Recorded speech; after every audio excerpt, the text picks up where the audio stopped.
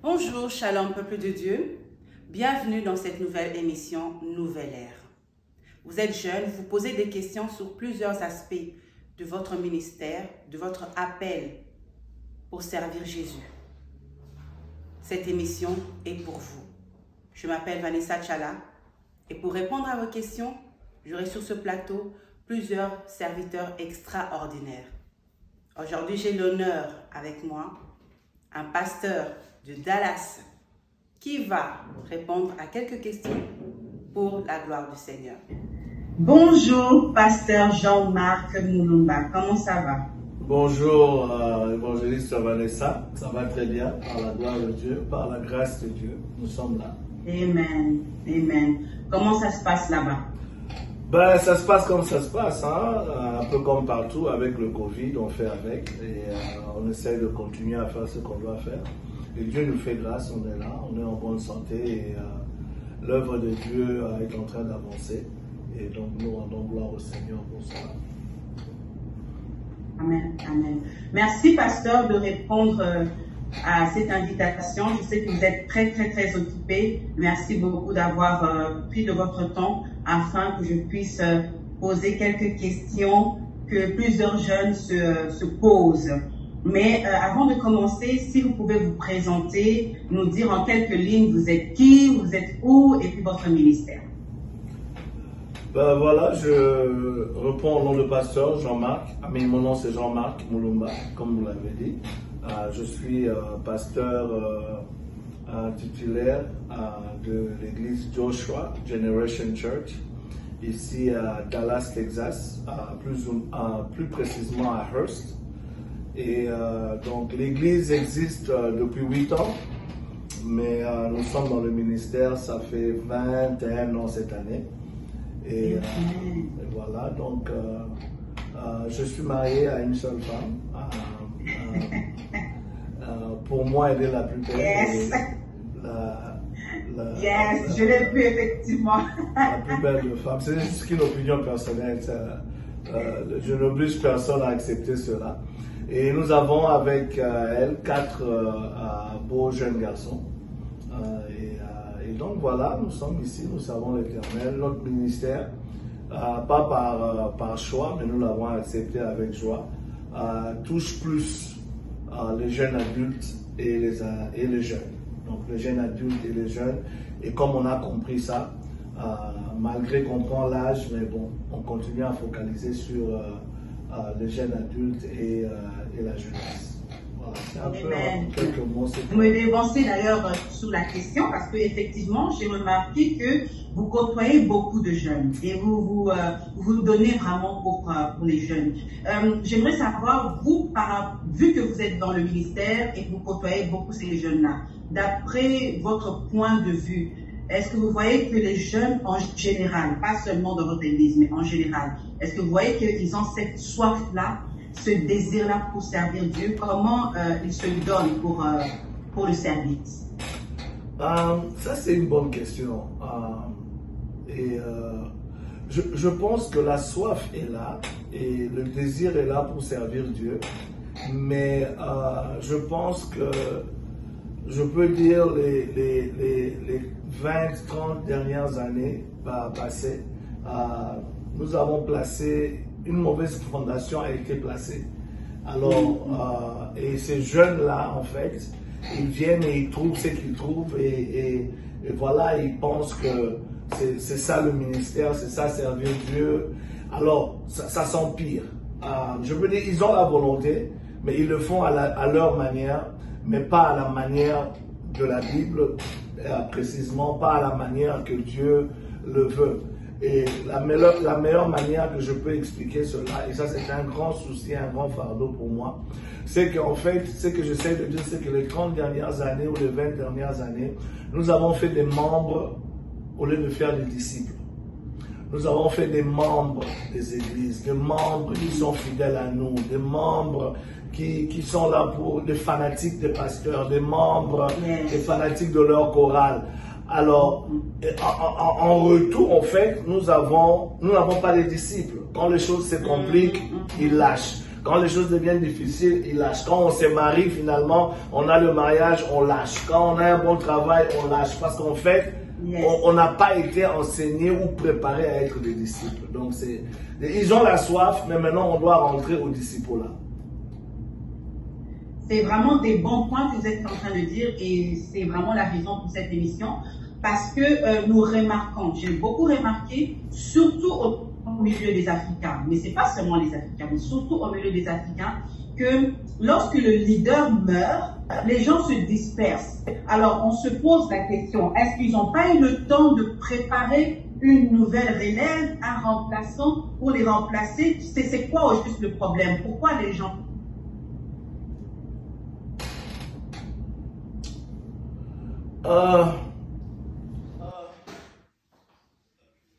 C'est une question que je dois répondre un peu à plusieurs moments.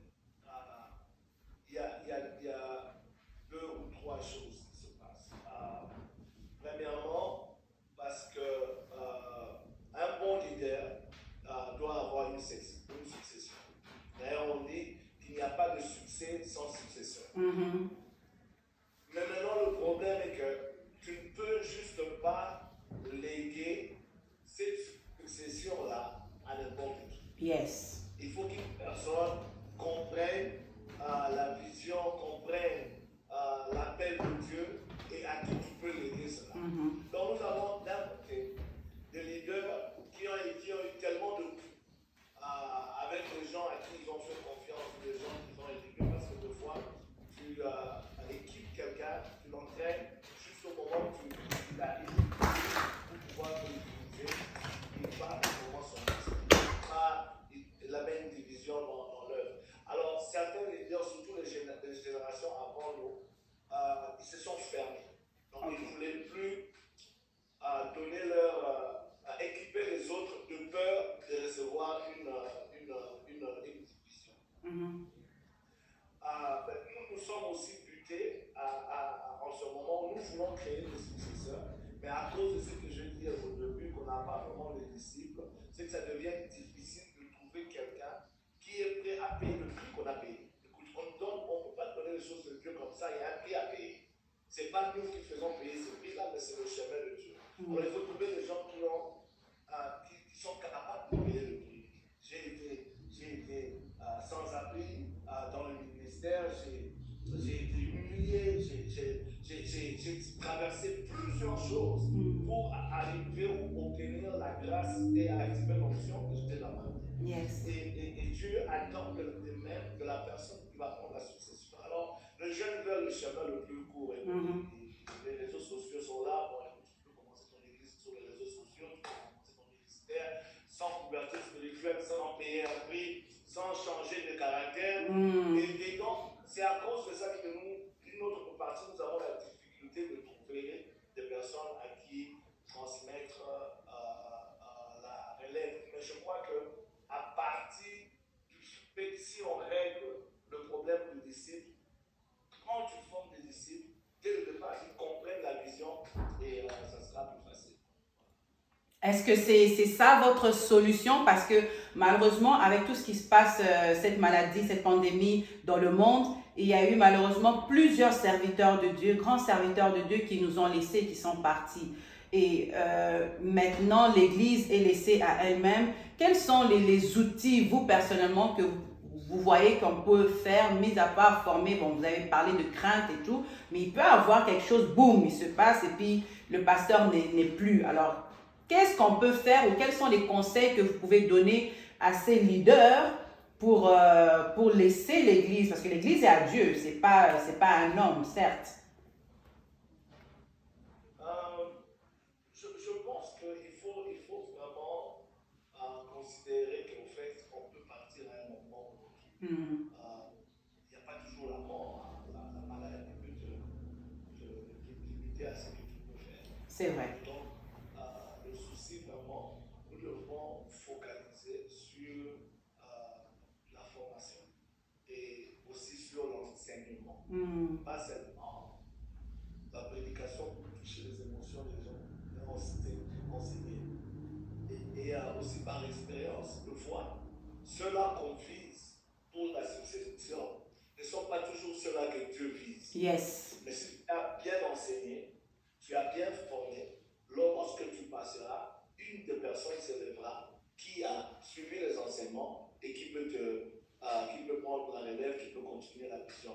Je vois aussi que maintenant, ça c'est un débat pour un autre jour, mais on a tendance aussi maintenant à vouloir laisser l'église ou le ministère à ses membres de famille. Oui, c'était ma prochaine question, effectivement. Qu'en pensez-vous? Écoutez, je comprends. Je comprends pourquoi, parce que... Un instant, si vous n'avez pas compris le sujet, la question c'est la problématique. On voit que les serviteurs de Dieu, souvent, ils peuvent laisser le ministère à leur fils, à leur fille, ou à leur femme, ou à leur mari. Alors, c'est quelque chose qui peut déranger les autres. Alors, c'est une question qui se pose aujourd'hui au pasteur Jean-Marc qui va y répondre. Voilà. Voilà. Je pense que tu es servant de Dieu. Tu sers Dieu. Je bénis Dieu parce que tu as vraiment donné ta jeunesse au Seigneur. Yes. Mais tu es aussi fille du servant de Dieu. Alors, tu vois comment le ministère coûte pour bâtir. Oui. C'est toute une vie que tu es en train de sacrifier. C'est ton temps, c'est ton énergie, c'est ta force. C'est tout ce que tu as en fait que tu laisses sur le ministère. Donc, naturellement parlant et bibliquement aussi parlant, le service de Dieu, nous avons un Dieu générationnel. Sur le service de Dieu nous montre que en fait le ministère peut aller aussi de famille en famille. Et cela nous montre aussi que cette lignée-là peut s'arrêter à un moment. Un David peut apparaître qui n'était pas dans la lignée et qui peut être inséré parce que c'était le choix de Dieu, peut-être parce que dans la lignée, il ne trouve pas quelqu'un de compétent. Donc ma réponse est celle-ci. Moi, je n'y trouve pas d'inconvénient, mais alors là, le serviteur de Dieu doit former soit cette femme, sa femme, soit ses enfants, les former et les capacités. En fait, tant que il est capable, il a la peine, il est équipé, moi je ne vois pas d'inconvénient. Ce qui est inconvénient, c'est que s'il n'est pas équipé, il n'est pas préparé, mais il n'a pas d'appel dans d'autres cas, et tu le laisses le ministère juste parce que c'est ton fils ou c'est ta femme, ben là c'est bonjour le chaos, quoi. Donc là je suis contre ça. Là je préférerais même moi dans mon cas que mon ministère aille chez un de mes fils spirituels ou filles spirituelles qui a compris, qui a payé le prix, qui a été là, que ça aille chez mon fils ou chez ma femme qui n'a pas la paix. Mais si je peux le voir avoir ça, donc je me contente de les former et de reconnaître l'appel en eux, pas de forcer l'appel en eux, de reconnaître l'appel en eux et de les équiper. Donc je n'ai pas de problème aussi longtemps que ces membres de famille-là sont appelés. Parce que c'est comme une personne, c'est totalement comme une personne qui bâtit une compagnie. Il investit toute sa vie, toute sa force. Et bien, il faudra que cette legacy-là, cette compagnie-là, cet héritage-là, reste dans sa famille. Et moi, la Bible nous démontre qu'elle n'est pas contre ça. Ok. Par rapport à ça, il y a plusieurs jeunes de la nouvelle génération qui se plaignent, qui peuvent dire qu'on a remarqué que ça fait plusieurs années que nous sommes là et que nous avons un appel pour servir Dieu, mais on se sent étouffé. On ne sent pas qu'on a notre place. C'est toujours les mêmes personnes, soit les plus vieux ou bien les membres de famille.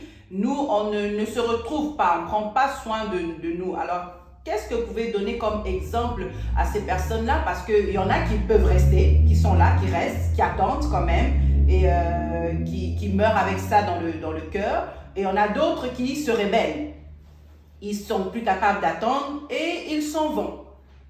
Quel conseil vous pouvez donner soit à ces jeunes, à cette nouvelle génération, de tous les côtés? Qu'est-ce que vous pouvez leur dire? Évangéliste, ça c'est vraiment une question très importante et profonde. Et il y a plusieurs volets aussi à la réponse à toutes ces questions. je commencerai par dire que on n'est toujours pas prêt lorsqu'on se sent prêt ou lorsqu'on est prêt.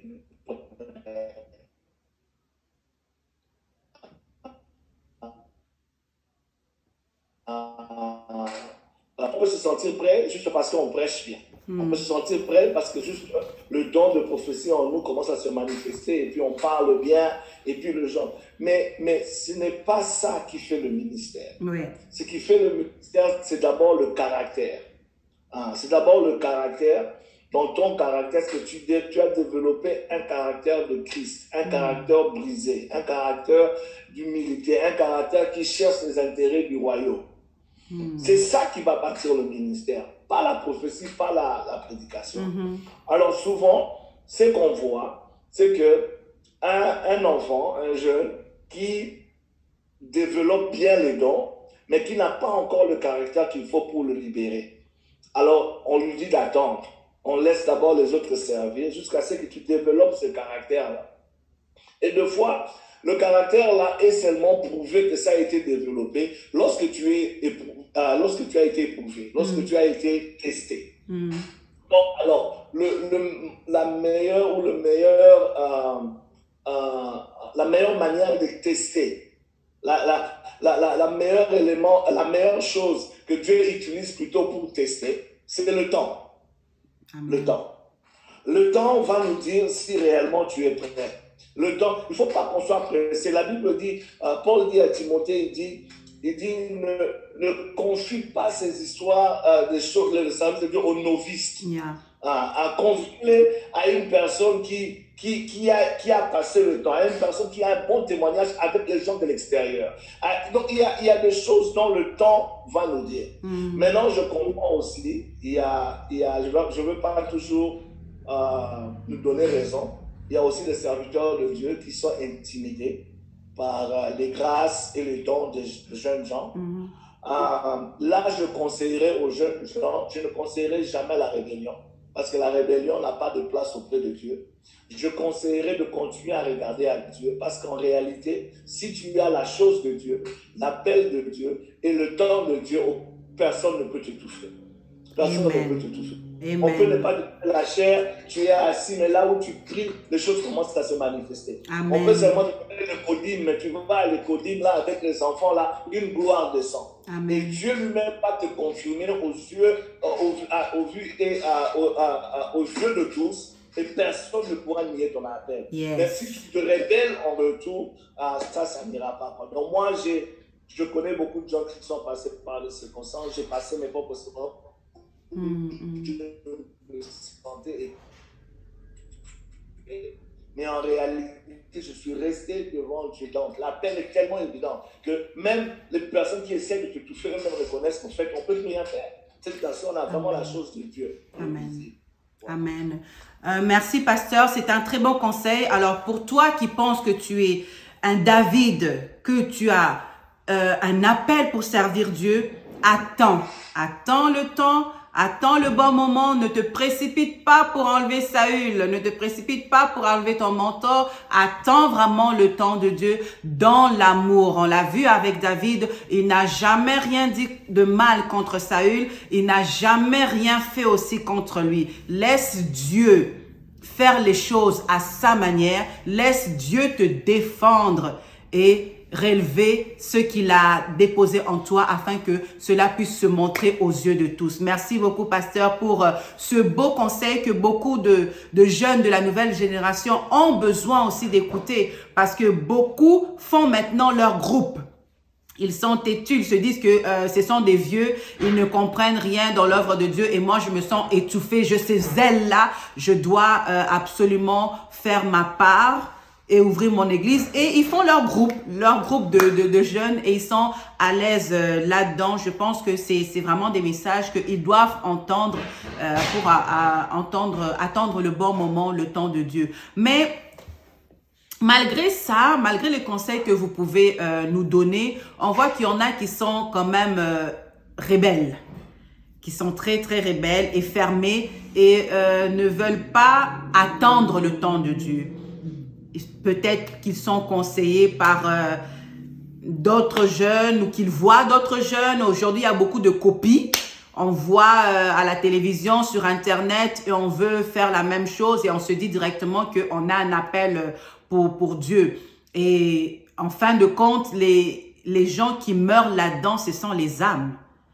On emmène les âmes avec nous dans la perdition à cause de ce qu'on voit. Est-ce que vous pouvez un peu, comme on dit en lingala, bêta-céter, un peu mettre les points sur les i là-dessus pour non seulement la nouvelle génération, mais aussi pour les âmes qui suivent et qui écoutent les mauvais conseils? Qu'est-ce que vous pouvez un peu leur dire pour les exhorter un peu à revenir sur le droit chemin? Je suis content que tu insistes sur ça, parce qu'il y avait plus à dire, mais je n'avais pas envie de monopoliser la parole. Non, soyez à l'aise. Parce que ça me donne une autre opportunité de marteler, couper les assiettes, comme tu dis. Écoute, j'ai entendu une fois un serviteur de Dieu raisonner sur ça et c'était profond. Il y a l'histoire de Samuel et Élie et Samuel. Lorsque Samuel entend qu'on l'appelle, la première fois, il va demander à Élie, tu m'as appelé, il dit non. Il va la deuxième fois, tu m'as appelé, il dit non.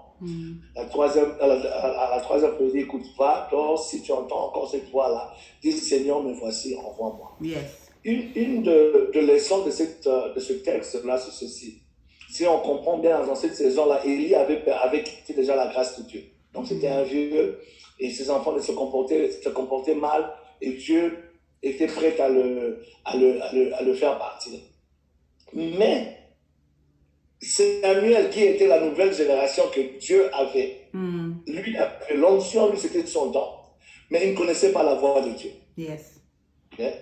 Donc, Samuel avait besoin d'Élie pour connaître et distinguer la voix de Dieu, la sagesse, l'expérience, le temps. Yeah. Mais Élie avait besoin de Samuel parce que Élie n'écoutait plus Dieu. Dieu ne lui parlait plus. Yes. Alors, lorsqu'il a vu ça, Dieu veut parler à cet enfant, lorsque Dieu a parlé à Samuel, Élie lui a dit, pardon, dis-moi ce qu'il a dit. Parce que moi, j'ai perdu la connexion, je ne peux plus l'écouter. Donc, les deux générations ont besoin de l'un et de l'autre. Voilà. Yeah. Nous avons besoin, même nous qui sommes d'une certaine génération, nos parents spirituels sont encore là. Ils ont leurs choses anciennes qu'on n'aime pas, ils ont leurs méthodes qu'on n'a pas bien trouvées et tout ça. Ils ont une dureté qu'on trouve plutôt dictatoriale. Mais en réalité, nous avons toujours besoin d'eux. Et eux aussi, ils ont besoin de nous, de la force que nous avons, de l'innovation que nous avons. De l'expérience aussi.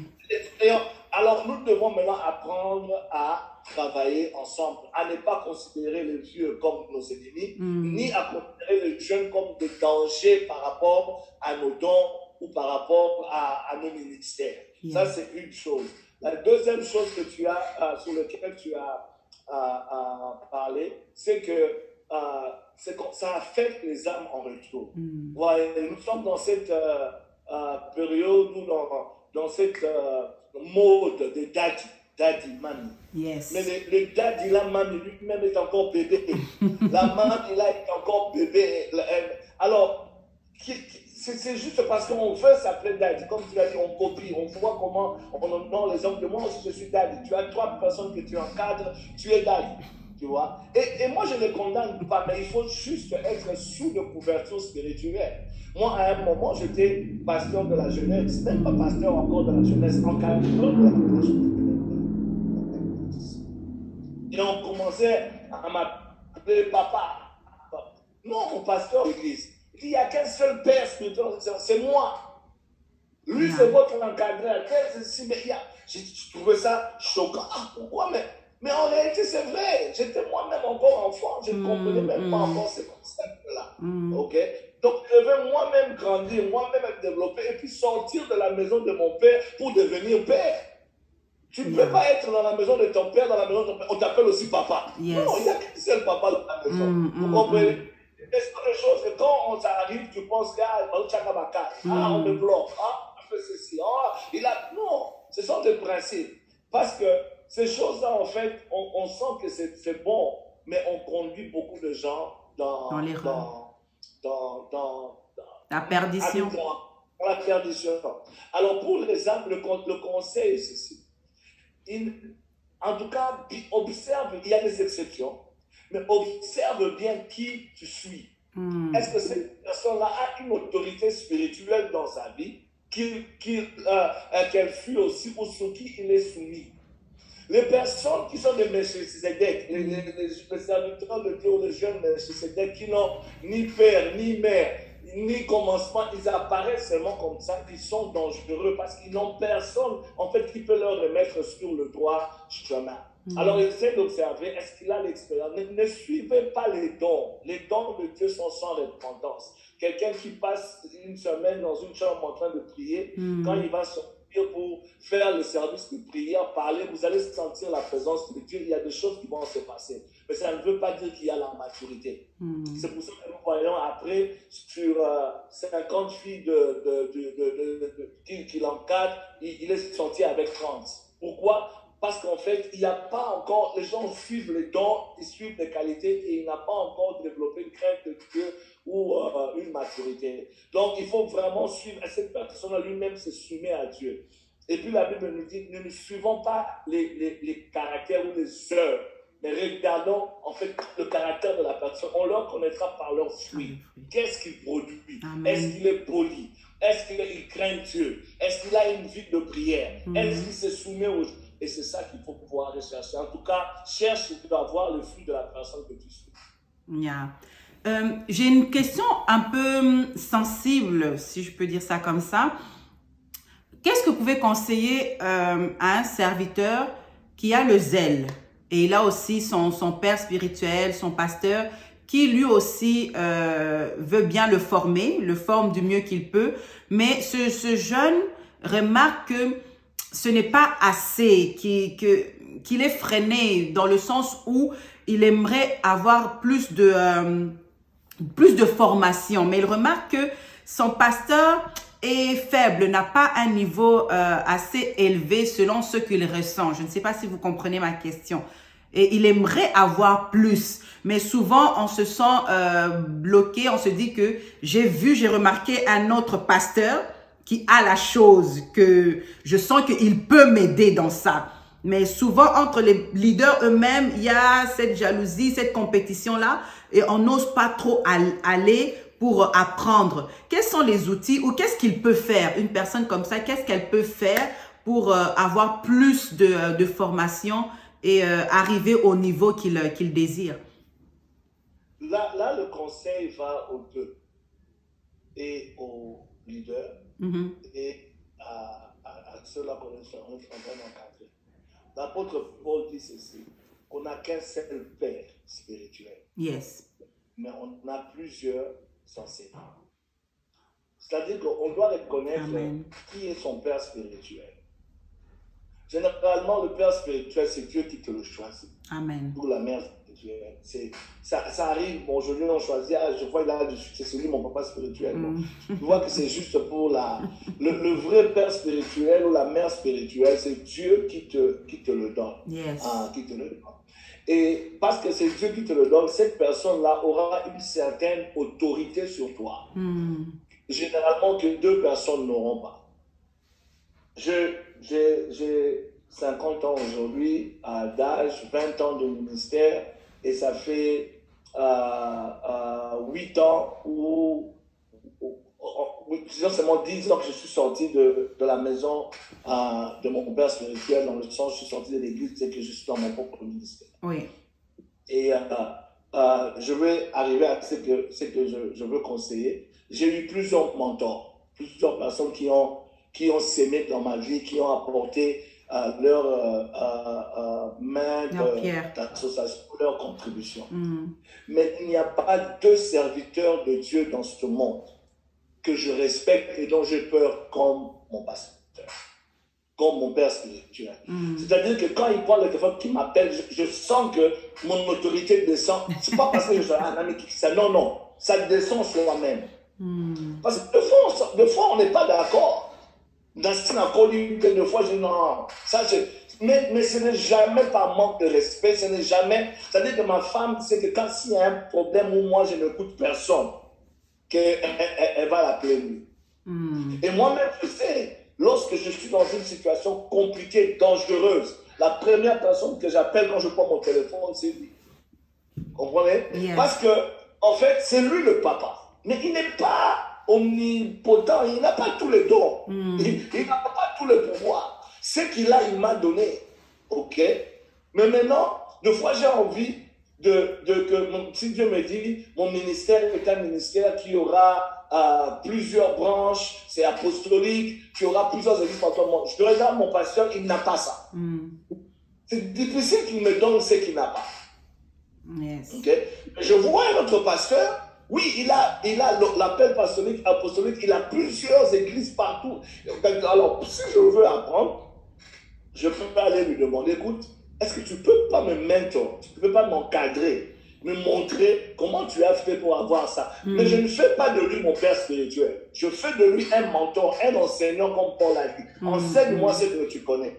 Mais je continue à respecter mon père spirituel et je lui fais savoir, cette personne m'aide, mais je n'appelle pas cette personne à mon père spirituel. Bon, nous, on appelle tout le monde papa, maman par respect. Mais tu précises, quand il le faut, que ça, c'est un mentor, mais mon père spirituel, c'est celui-ci. Oui. Il peut ne pas être grand, il peut ne pas avoir une grande église, mais si c'est lui que Dieu a donné l'autorité pour parler dans ta vie, tu as toujours besoin de sa bénédiction.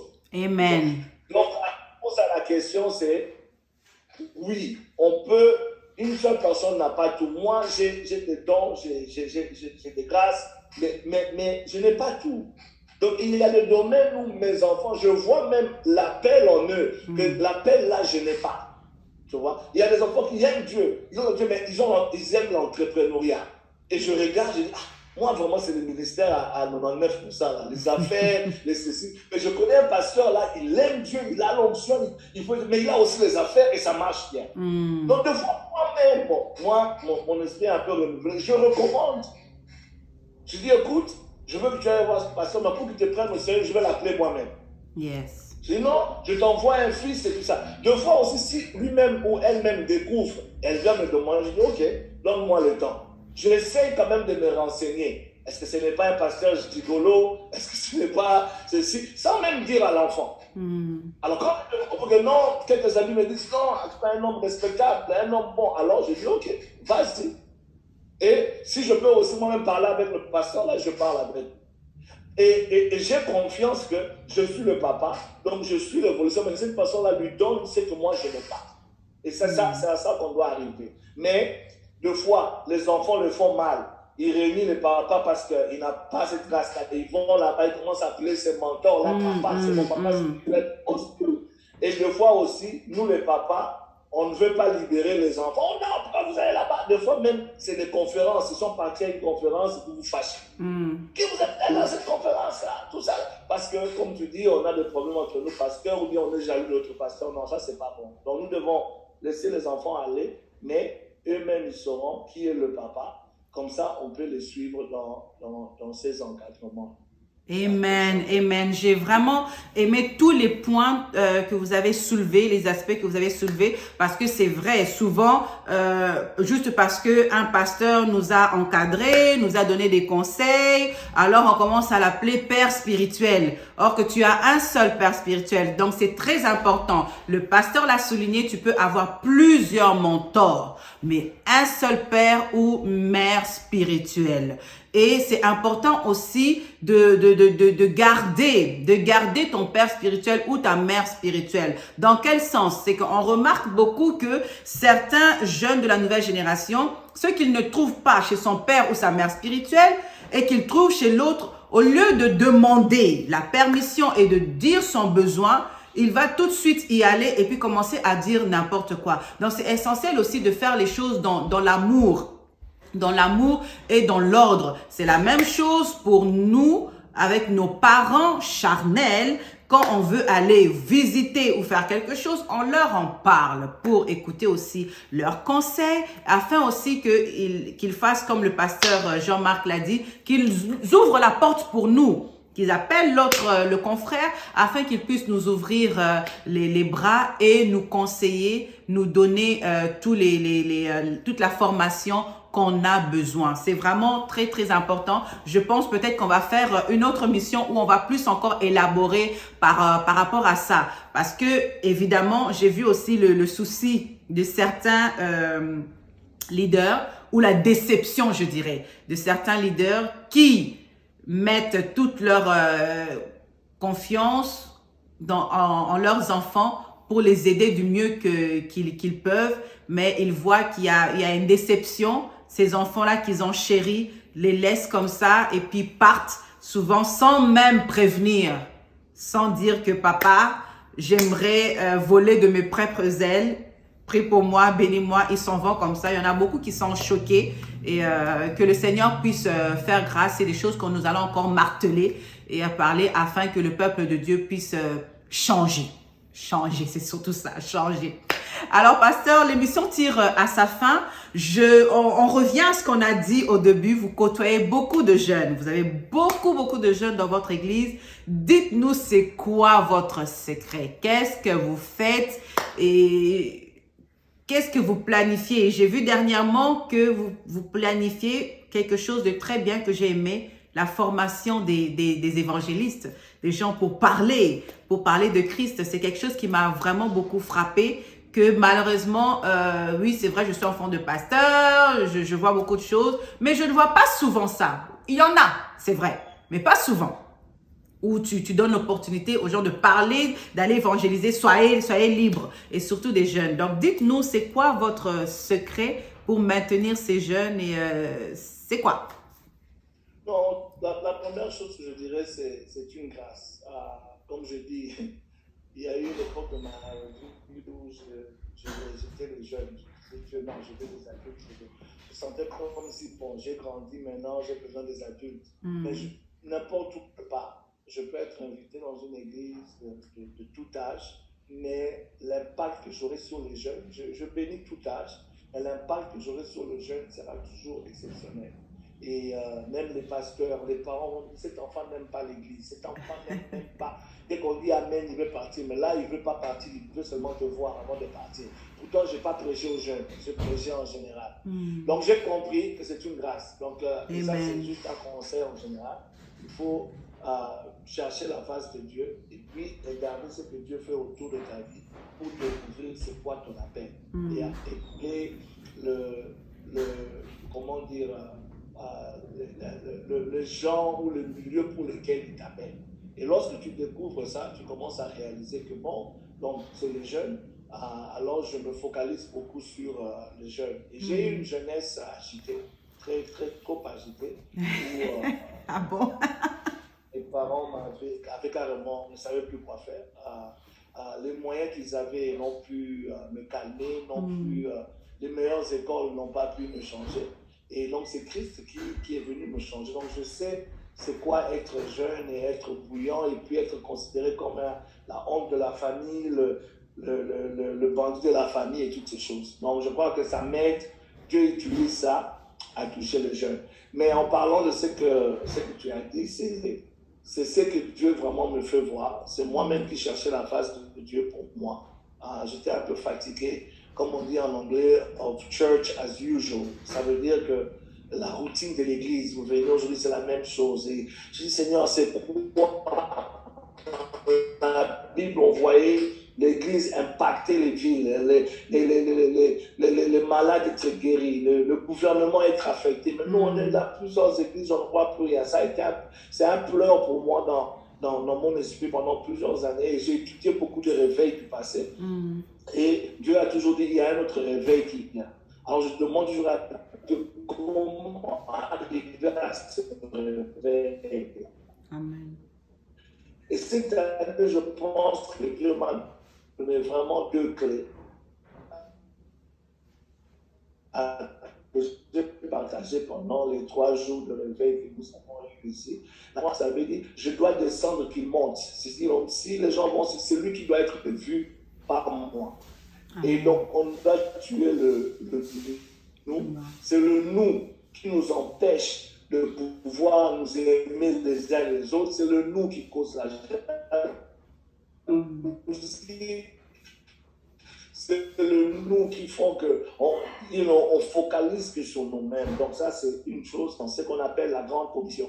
Et on voit que le but de Christ, il est venu pour mourir afin de gagner les âmes. Et le mandat qu'il nous a donné, les dernières paroles de Christ, les dernières directives à l'Église universelle que nous sommes, corps de Christ, c'est aller et faites de toutes les nations les disciples. Et il dit, voici les signes qui accompagneront. Il dit, tout pouvoir m'a été donné dans le ciel, sur la terre. Ce pouvoir-là, je vous donne. Pour faire quoi avec les signes? Les signes-là, c'est pourquoi? C'est pour gagner les âmes. Alors, tu veux des signes, mais vous ne gagnez pas les âmes. Les signes là, c'est pour vous-même à l'église. Les mêmes personnes, ça fait 4 ans, 5 ans à l'église. Vous n'avez gagné. J'ai des âmes dans l'église, ils n'ont jamais gagné une seule âme. Alors Dieu commence à me faire réaliser, écoutez, alors vous allez faire des miracles, pourquoi vous êtes déjà sauvés? Enseignez-les alors, mais vous avez besoin de sortir, d'aller gagner les âmes. Et ça m'a rappelé lorsque j'ai été établir une église en Raleigh, en Caroline du Nord, le miracle que Dieu faisait. C'était terrible. Il m'a dit, c'est parce que tu es venu implanter une église, donc tu évangélisais. Tu évangélisais. On a rempli l'église avec des païens, des ex-païens. Et Dieu a fait des choses extraordinaires, que d'autres choses, je n'ai plus jamais revues dans mon ministère. Et de quoi je peux dire, mais pourquoi je ne vois plus ta gloire comme ça? Il dit, parce que tu ne gagnes plus les âmes, parce que tu ne vas plus dehors. Amen, parce que vous êtes limités à construire de beaux bâtiments, à avoir des enfants, daddy, mami, et vous vous contentez de ça, vous n'allez plus dehors. Il m'a dit, si tu veux voir ma gloire, si tu veux voir ma main, je n'ai pas changé, je suis le même hier, aujourd'hui et éternellement. Je guéris encore, je libère encore, je ressuscite encore les morts. Il faut sortir et aller gagner les âmes. Alors c'est pour ça que tu m'as vu dire, Dieu m'a demandé de monter un mouvement pour entraîner les disciples. Et ce mouvement-là est au-delà de mon église. Donc, parce que ce n'est pas une affaire d'église, mais c'est une affaire d'amener des gens de gauche à droite, de les entraîner au disciple-là. Et un disciple, c'est que son maître fait, et le cœur de Christ est après les âmes, et nous allons aller après les âmes, même si ces âmes-là ne mettent jamais les pieds dans nos églises, mais nous les voulons sauver. Nous voulons que les membres de nos familles soient sauvés. Nous voulons aller dans les deuils, dans les endroits de paix. Partout on peut aller pour aller proclamer Jésus-Christ. Et c'est tout ce que nous devons faire, proclamer. Le reste, c'est le travail du Saint-Esprit. Amen. Le reste, c'est le travail du Saint-Esprit. Et là, quand je vous entends parler, je vois que vous n'avez pas peur qu'on vous vole l'église, qu'un jeune parte avec d'autres jeunes. Donc, je vois qu'il n'y a pas cette crainte-là. Au contraire, vous avez plus la foi, l'espoir que Jésus-Christ, c'est lui la base de l'église, vous vous fondez là-dessus et le reste, c'est pas votre problème. C'est ça que je retiens dans tout ce que vous avez dit, que tout ce que vous devez faire, c'est juste former et puis laisser le Saint-Esprit faire le reste. D'où ma prochaine question. Est-ce que vous avez déjà mis la nouvelle génération qui est déjà là, placée? Et si vous n'êtes plus là, je ne souhaite pas. Mais en cas d'absence, vous savez que l'Église est en bonne main, que les gens sont là pour continuer ce que vous avez sémé en eux. Est-ce que vous avez déjà préparé cela ou vous êtes en train de le faire? Oui, je suis toujours en train de le faire, mais si ça arrivait, oui, je suis préparé. Je dois quand même souligner à un moment que tu es ma nièce. Et que tu connais ta tante très bien, mon épouse, elle a un appel. Yes. C'est une personne qui m'a même encouragé, moi, dans mon appel. Et elle est vraiment équipée pour cela. Dans mes enfants, j'en vois qui sont dans l'appel, mais ils n'ont pas encore le désir là. Je les laisse être des enfants. Mais j'ai des enfants spirituels que j'ai équipés.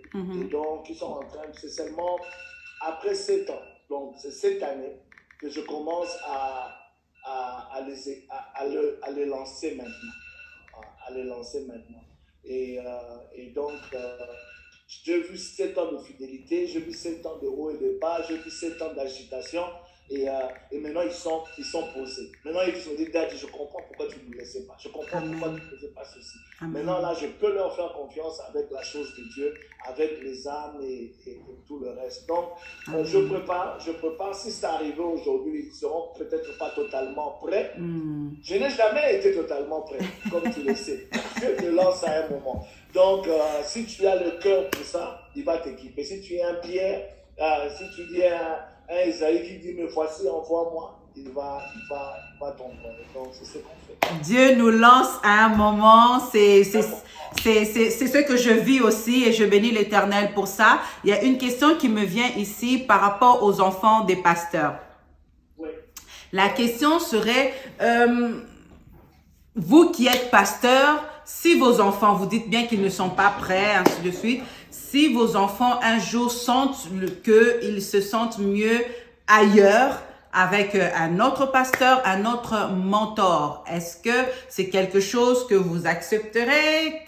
Qu'est-ce que vous en pensez? Mais quel conseil vous pourrez donner à ces enfants de pasteurs qui peut-être voient que non, ici c'est un peu du papa, c'est trop de papa, c'est trop de maman, je sens pas que je peux, je préfère aller, oui, vous avez répondu à cette question à peu près, mais là maintenant on parle d'enfants physiques. C'est un autre poids. L'enfant spirituel, il se sent un peu plus libre de partir, même si c'est la rébellion ou autre. Mais physique, c'est plus difficile. On sent qu'on doit être là pour soutenir papa ou maman, et même si on a besoin d'aller voler par nos propres ailes ou être formé ailleurs. Mais souvent, c'est délicat, c'est très délicat. Qu'est-ce que vous pouvez en dire là-dessus? Non, c'est aussi une bonne question. Parmi les jeunes que j'encadre, je dirais j'ai une trentaine ou quarantaine d'enfants de pasteurs. Et je comprends une chose que j'ai compris très tôt. Même les enfants de mon pasteur, j'ai beaucoup d'impact dans leur vie. Je les ai beaucoup encadrés. Alors, c'est surtout avec eux que j'avais compris que malgré que tu as l'onction, tes enfants peuvent t'aimer, mais il y a des choses que parce que c'est tes enfants, tu vas les approcher différemment. Et puis, il y a des choses qui te diront, mais des choses parce que tu es leur papa ou leur maman qui te diront différemment aussi. Yeah. Alors, ils venaient souvent chez moi.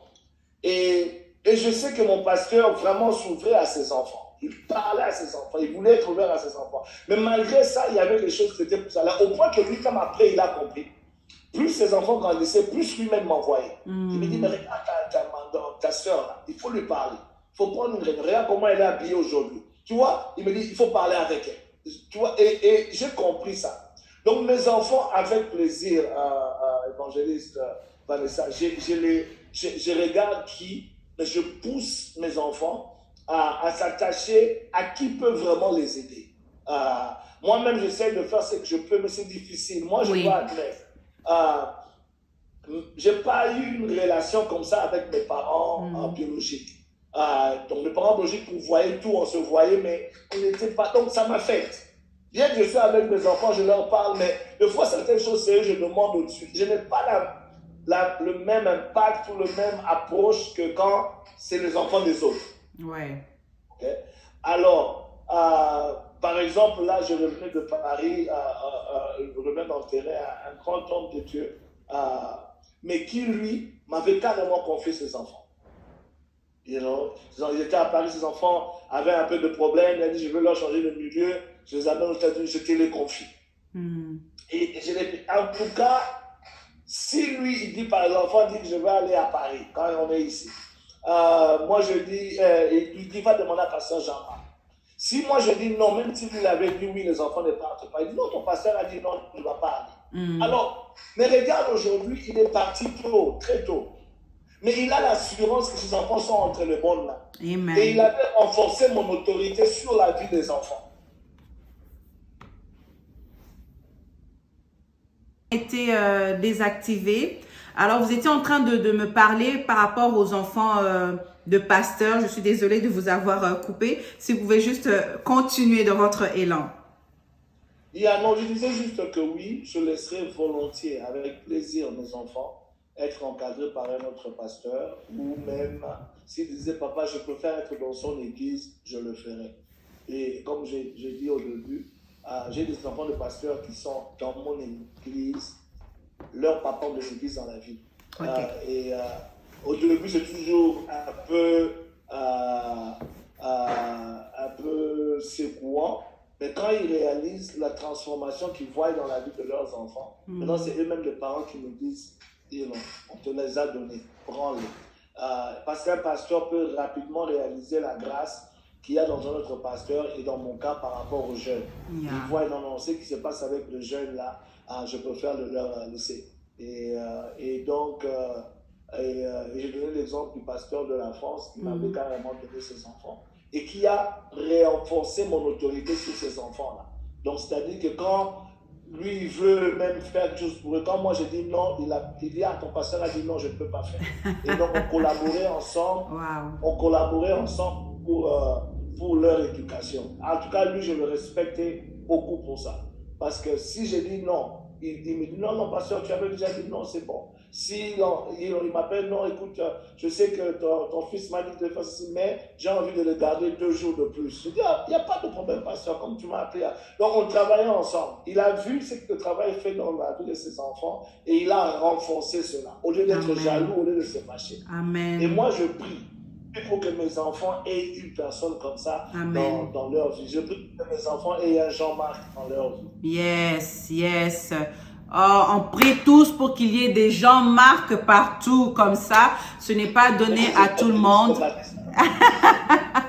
Pourquoi pas? Donc, la collaboration, c'est très, très, très important. Et je pense que c'est quelque chose qui manque beaucoup dans les ministères, partout dans le monde. C'est pas seulement chez les Africains, mais ça manque beaucoup. On a besoin de collaboration, que ça soit entre les leaders et la nouvelle génération, vraiment collaborer ensemble afin que l'œuvre de Dieu puisse aller de l'avant. Parce que malheureusement, quand il n'y a pas de collaboration, ceux qui sont en train de mourir, c'est pas seulement les âmes, mais les gens qui nous voient de l'extérieur. Les païens, ceux qui ne prient pas et qui aimeraient venir de notre côté. Mais quand ils voient qu'il n'y a pas de collaboration, il n'y a pas d'unité, et c'est ça le chaos, ça les empêche de venir de ce côté-ci. Merci beaucoup, pasteur Jean-Marc. Merci pour tous les bons conseils que vous nous avez donnés. Vous êtes vraiment une bénédiction et je pense, je crois, je suis sûre que ce n'est pas la dernière fois. Nous allons encore vous inviter sur le plateau afin de bénéficier de vos bons conseils. Et sur ce, j'aimerais vous laisser un moment afin que vous puissiez nous dire c'est quoi votre mot de la fin, les conseils que vous pouvez nous donner, que ce soit pour les leaders ou pour la nouvelle génération ou pour un jeune, parce que vous êtes un papa des jeunes. Donc, vous êtes libre, prenez le temps, prenez votre temps pour nous parler. Non, la première des choses, j'aimerais bénir Dieu pour votre vie, pour la passion que vous avez de servir Dieu. Depuis que je vous ai connu, dans l'âge adulte, vous êtes en train de servir Dieu et ça n'a pas été facile. Il y a eu des obstacles, après obstacles, il y a eu des mariages, il y a eu des enfants, et toutes ces choses-là, quand tu recevais un coup à terre, tu te relèves. Quand il y avait des obstacles, tu fonçais. Et ça, je respecte ça. L'apôtre Paul dit aux Juifs dans Romains, de Romains 1 à 8, il parle aux gentils, aux païens, mais il entre au chapitre 9, il dit, j'aurais donné ma propre vie pour que vous, les frères de sang, vous puissiez connaître Christ comme je le fais pour les Juifs. Donc, vraiment, en tant que membre de ta famille, je suis content. Et en tant que pasteur, comme tu le sais, je ne t'approche pas toujours comme ma nièce. Je respecte la grâce de Dieu qu'il y a dans ta vie. Et quand on est là, comme on est maintenant là, on est entre serviteurs de Dieu, parce que je reconnais la grâce qu'il y a dans Merci. Et donc, félicitations, continue. Ça semble être du temps de fois perdu, ça semble ne pas savoir, mais un jour, ça prendra forme et Dieu se manifestera. Pour les leaders, c'est un peu comme on a dit, nous devons comprendre qu'on n'est pas éternel. Nous devons comprendre que nous devons préparer la relève, nous devons préparer la prochaine génération. Ils sont bouillants, ils sont un peu chauds, mais nous devons utiliser l'amour, la patience pour pouvoir faire des enfants de Dieu, j'insiste, pas des membres comme des membres de Lions Club, des membres de Rotary, mais comme des disciples de Jésus-Christ. Nous avons trop tourné leur regard vers nous. Nous devons tourner leur regard vers Christ. Amen. Ils appartiennent à Christ et leur faire avancer de l'avant. Pour mes jeunes, c'est eux l'avenir de demain. Ils auront tout le temps d'être des daddies, d'être des mamies et d'être des bishops, d'être des archbishops. Avec Dieu, ce n'est jamais une question d'être pressé. Jésus a été préparé pendant 30 ans pour seulement 3 ans de ministère. Mais l'impact de son ministère est là jusqu'à aujourd'hui. David a été préparé pendant 30 ans. Et après, il a été roi d'Israël roi du Juda à 30 ans et roi de tout Israël à 33 ans. La préparation de Dieu prend du temps pour forger le caractère, pour produire le fruit, pour amener l'humilité. Nous autres ici, nous étions arrogants. Nous autres ici, nous appartenons à des tribus où il y a la fierté. Tu n'es fier, mais Dieu devait nous briser. Et ça a pris du temps.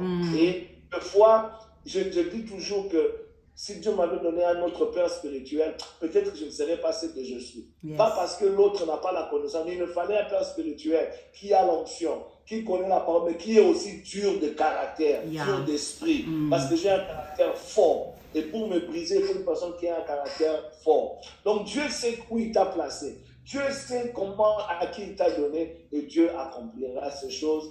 Je vous aime. Vous avez la force. Vous êtes notre futur. Et lèvons-nous pour gagner les âmes pour Jésus. Nous devons peupler l'enfer et remplir le paradis. Que Dieu vous bénisse. Amen. Mais pasteur, vous ne voulez pas que je vous laisse là, parce qu'à chaque fois que vous parlez, vous me mettez une question dans la bouche. C'est des questions pour les prochaines émissions. Vraiment, je pense que à la prochaine émission, il faudra que vous nous parliez de 30 ans là. Parce qu'il y avait un pasteur qui me disait dernièrement, que le ministère, on doit le commencer à 30 ans. Donc, c'est une porte que j'ouvre, une brèche que j'ouvre. Ce sera peut-être la prochaine émission. Qui sait si on doit commencer à 30 ans ou pas le ministère. Donc, c'est point d'interrogation. Est-ce que c'est à 30 ans ou après 30 ans qu'on doit commencer le ministère? Donc, c'est la prochaine émission. Je compte sur vous là-dessus. Et voilà, nous sommes à la fin de cette émission. Merci de nous avoir suivis. Donc, je vous conseille, si vous avez des conseils à nous donner, des suggestions, écrivez-nous, nous allons les poser. Donc, si vous avez aussi des prières particulières, le pasteur est là.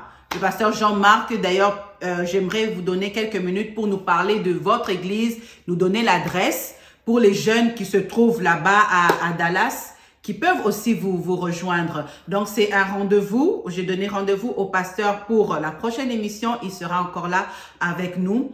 Bien-aimés, soyez bénis. Ne manquez pas. Surtout, likez et partagez. Parce qu'au travers des conseils que nous recevons, une personne peut être bénie et grandir spirituellement. Une personne qui était peut-être dans l'erreur, qui ne comprenait pas vraiment les choses de Dieu, mais au travers des conseils que nous avons reçus aujourd'hui, elle va pouvoir être orientée. Alors, pasteur, si vous pouvez nous dire comment vous joindre, le nom de l'église, afin d'orienter une personne qui pourrait venir dans votre église. Le nom de l'église, c'est Joshua Generation Church. Nous sommes dans Dallas, ce qu'on appelle TFW, plus précisément à Hearst. L'adresse, c'est 900 Melbourne Road, Hearst, Texas, 76053. Et le numéro du suite, c'est 920 920. Le plus facile, allez dans notre page Facebook, c'est Joshua Generation Church. Et là, vous trouverez les informations pour nos services. Vous aurez nos lives et vous pouvez aussi me contacter via notre page Facebook pour une communication, soit Zoom, téléphonique ou si vous êtes dans la vie. Amen. Merci beaucoup, pasteur, pour votre temps, pour votre amour. Ce n'a pas été facile, mais vous l'avez fait pour moi et surtout pour plusieurs personnes qui vont bénéficier de vos très, très, très bons conseils. J'en ai bénéficié et j'en bénéficie tous les jours. En vous parlant, vous êtes vraiment une bénédiction pour les jeunes, une bénédiction pour moi, une bénédiction pour une personne qui est en train de me suivre. Alors, j'aimerais pas finir cette émission comme ça. J'aimerais que vous puissiez la finir avec une prière de bénédiction pour une personne qui nous suit aussi, qui veut être comme vous et moi, qui veut être ce David-là et ce Josué. Donc, bénissez-nous. Yahweh, Papa, nous te rendons gloire, nous te bénissons pour ce temps que nous avons passé. Seigneur, si nous avons passé ce temps seulement pour parler et de belles paroles, et Seigneur, oh mon Dieu, mon roi, pour être vu et écouté, nous avons perdu notre temps. Mais Seigneur, l'idée, le désir, l'objectif derrière ce temps que nous avons passé avec ta servante, c'est que les vies soient sauvées, les vies soient transformées, les vies soient encouragées, les ministères puissent avancer, les ministères puissent naître pour la gloire de ton nom. Seigneur, tu dis que ta parole est vie et esprit. C'est ce que nous avons partagé ensemble aujourd'hui. Seigneur, en forme de conseil, mais sous base de ta parole. Laisse que cela puisse toucher le vie, que toute personne qui écoutera, qui suivra cette émission éternelle dans son entièreté ou à une seule partie, que cette personne-là soit touchée, bénie, que cela soit la réponse aux questions, que cela soit l'encouragement à ceux qui sont découragés pour la gloire de ton nom, et que cette émission éternelle, j'ai vu beaucoup d'émissions commencer, mais Seigneur, oh mon Dieu, ça se termine en cours de route. Mais Seigneur, Papa, les jeunes ont besoin d'être encouragés. Ils ont besoin d'une voix qui parle à leur part. Ils ont besoin d'un encadrement éternel. Et je prie que ces choses, cette émission éternelle puisse demeurer et atteindre son objectif, qui est de toucher la vie de jeunes, de répondre à leurs questions et de les conseiller. Bénis la visionnaire de l'émission. Bénis tous ceux qui sont en train de l'aider, son équipe technique et administrative éternelle. Bénis son mari, éternel, oh mon Dieu, Seigneur, Papa, et bénis tous ceux qui sont en train de suivre cette émission. Ceux qui ont des problèmes, éternel, toi, le Dieu Tout-Puissant, réponds à leurs problèmes au nom de Jésus-Christ de Nazareth. Nous avons ainsi prié. Amen. Amen. Merci beaucoup, pasteur. Soyez bénis. Alors, je compte sur vous. La prochaine émission, j'ai déjà le thème, l'âge du ministère.